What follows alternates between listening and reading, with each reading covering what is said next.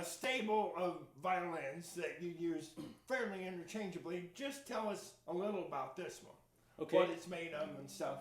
This is a Gliga, sold at Haggerty's music store, and I had this other violin that's set up like the octave. This was the one that I played forever. It's an LG Danielson, made in Minnesota in 1916. Wow. This is a great violin, but I put octave strings on it, and then this one I kind of borrowed from Haggerty's for a couple weeks, and I was playing. I liked it because it plays well, and it's just comfortable, and it's a well-made violin, and I thought I better buy it because I had it too long. And so it's I think made in 2000 by a guy in Romania, I believe, and Okay. and it's a great violin for what I need, and yet it's not a like a collectible that you'd have to worry about, Just a good sounding, sturdy. Yeah, it's a great, well-made violin, and it's not cheap, but it suits me just fine. Sure. Often that is a consideration. You want a good, just a pro instrument, but not something with sentimental or collectible that you need to put under glass case every night. Right. You have 2 violins and 3 bows here. Talk about, and I suppose everybody's different, but do you view a violin and a bow as a set, or do you use different bows? They're different bows. It's like a baseball player swings a bat. When he's warming up, he has a heavy bat and he swings the bat, and then he goes out and grabs a light bat, or vice versa. Okay. And that's kind of what this is about. This is a heavier violin stick. This is a Lothar Seifert, which is a good violin bow. Actually, the bows are worth more than the violin. And this one is a Carl Muller. And my apologies, this was before illegal trade, but this is an ivory frog, and it's a Carl Muller German bow that's great. It's got real response, and but it's lighter, so I'll be playing one for a while. And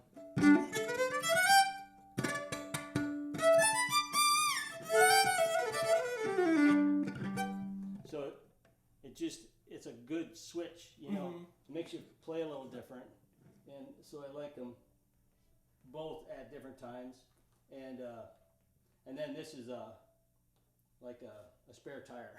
Oh, that's a fiberglass bow but this is all horse. And I'll mention that this is a Mongolian stallion. I gotta say that. okay. Because here at Haggerty's, they have Siberian stallion or Mongolian stallion. Oh, wow. I'm gonna get a T-shirt made. I play Mongolian stallion.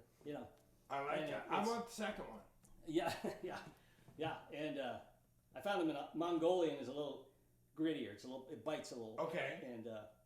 And it comes from horses in cold climates, basically. So they're not switching their tail and fighting flies all the time. Oh. And then the hair gets longer. Right. And so typically that's why they get them from cold climates, and then it's got little barbs on it, the hair, and then you just put rosin on it. It won't sound like anything without the rosin. Right. But yeah. Do they last longer, or? I play not necessarily. They'll kind of burn out or wear out, or you break them. Oh, and okay. when you get fewer hairs, you can see this one's. It's getting a little white. And then the hairs will start breaking. Sure. So about every 4 months I get one of them rehaired. Okay. Yeah. All right. I just thought of a dad joke that I'm gonna have to spring on. What? When you need to play fast, do you get your quarter horse bow? That's a good one. I like that. Yeah. Yes, that's a good one.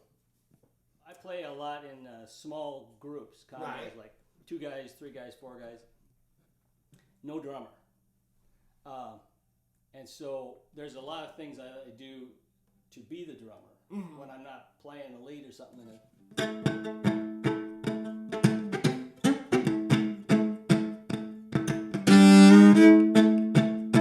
Yeah, so I'll do a lot of that right down at the right. Okay. I'll do that when somebody's singing or taking a ride. Mm-hmm. You know, I can't play full chords for like a guitar, but I can do that and a few other things that just provide a foundation for the other guitar player to take a lead. Does the bass of your bow give you a more percussive sound? Yeah. Is that why you Yeah. do it there? Okay. Look at there. And I use the whole bow, every inch, and you can and I play standing up because of you can play. Typically, when you play soft, you play at the tip. But if you roll your body, Right. and what you're doing is taking the weight off the bow. Oh. See?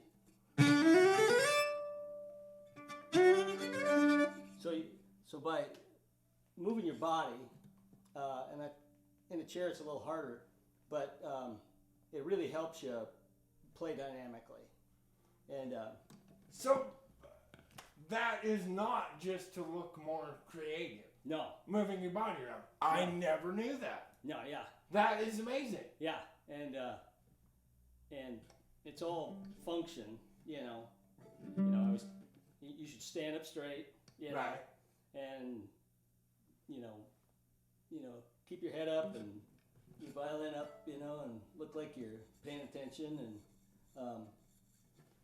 and that's stagecraft, just look at the guy that's playing, or singing, so that Yeah. don't be blowing your nose or whatever, Right. But Well, you wouldn't want to blow your nose on your fiddle anyway. well, no, you could, but you can get more dynamics by just moving your body. Okay. And it's the weight of your hand and your arm. I see. Yeah, on the bow is I what. never. Yeah, and this takes it off if you got it up here. So Back to your amp for 1 second, because I forgot to ask. Does this have reverb, and do you use yeah, it? I do. It's got good reverb. Kind of adjust to the room, or do you like a lot of reverb? I use it for different songs. Okay. Yeah. Oh, Yeah, and I'll be turning that up and down all night long. so you don't have a pedal, you got to go back to your amp. I don't have any pedal. An amp pedal, I should say. Right. Right. Yep. And I don't use a volume pedal because I can get most dynamics from just the bow. Okay. Yeah. So, And speaking of pedals, we do, you may have noticed, have what appears to be and is a wah pedal on the floor. yeah. For when you want to play and the wind cries fiddle. Do you use other pedals? Ever? I had like I said, I tried a volume pedal one time, and I've used other effects, but for example, you can get you can get all kinds of sounds from a violin, like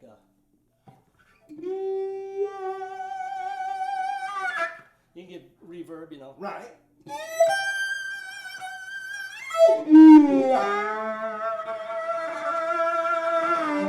So you can get a lot of effect sounds from just the bow, Right. But I heard Richard Green. He's a great violin player. Played with Bill Monroe, but he also played with a band called C Train. Okay. And he used a wah-wah pedal. And did you ever see that steel player? I think he made a steel guitar sound like it was talking. Right. And a violin, like a steel guitar, doesn't have frets, so you can articulate. You can.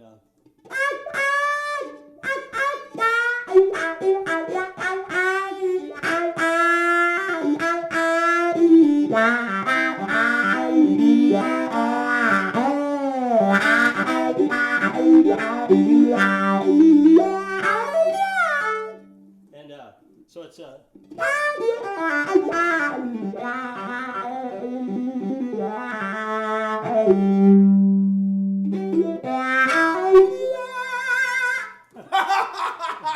But yeah, stand up. So it's a noisemaker, you know.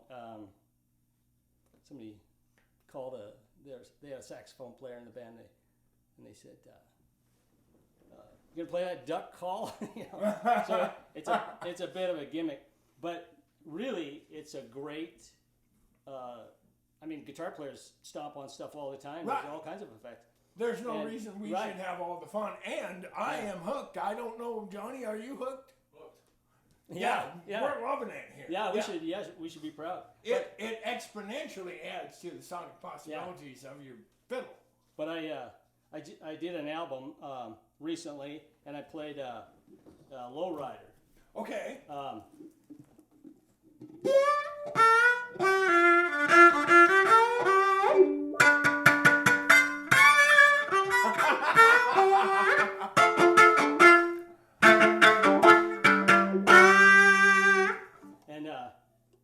But I used the octave on the. Okay. And I did a call and answer with this one. With a high violin. Okay. So, and I used the wah-wah for that. Sure. And so. So how do you replicate that on stage, or do you with the two violins? Do you have one I don't. on stand? Well, I played Lowrider with Boyd as a duo, and it's a ton of fun. A couple weeks ago, but I'll just pick one, and if I'm using the wah, do I'll the best plug you it in. can. Yeah. Sure.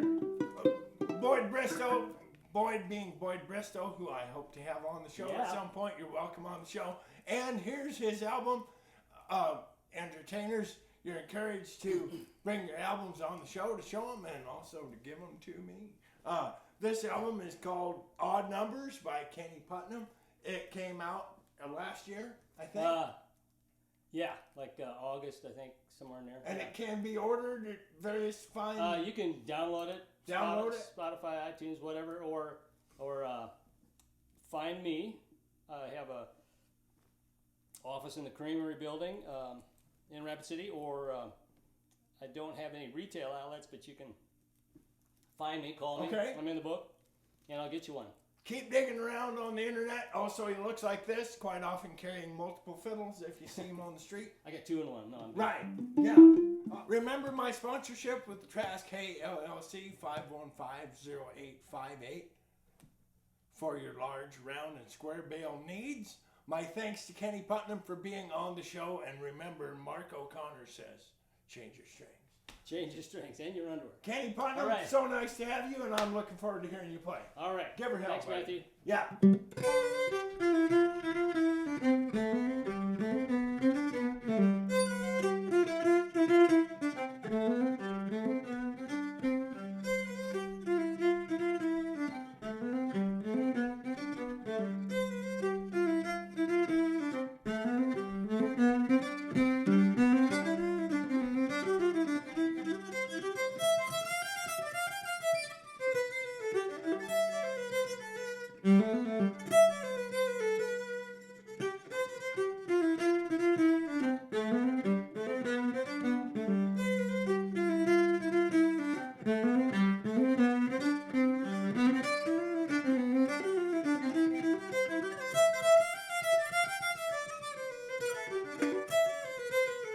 Mm-hmm.